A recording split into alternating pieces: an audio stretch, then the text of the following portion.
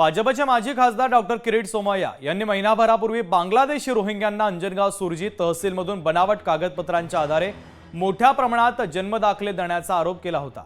या प्रकरणामध्ये अमरावती जिल्हाधिकाऱ्यांनी दर्यापूर एसडीओंच्या अध्यक्षतेखाली चौकशी समिती नेमली।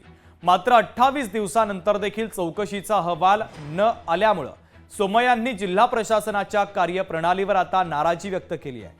जिल्हाधिकारी गोड बोलतात, हे प्रकरण दडपण्याचा त्यांचा प्रयत्न असल्याचा आरोपही किरीट सोमय्या यांनी केलेला आहे। हा संबंध महाराष्ट्रात प्लान केलेला घोटाळा आहे। 2,23,000 अर्ज आले जन्म प्रमाणपत्रासाठी, त्यातनं 99% मुस्लिम समाजात आहे।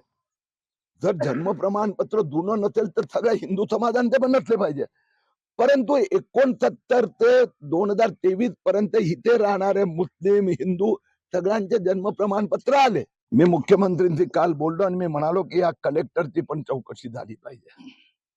कलेक्टरनी हे प्रकरण दाबण्याचा प्रयत्न केला।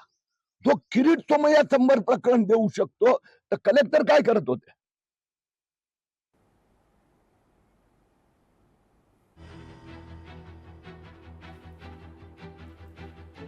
महत्वाची बातम्यावर पाहतोय, किरीट सोमय्या यांनी आता गंभीर आरोप देखील केलेला आहे। 28 दिवसांनंतर देखील चौकशी अहवाल आला नाही असं किरीट सोमय्या यांनी म्हणत आता नाराजी व्यक्त केलेली आहे।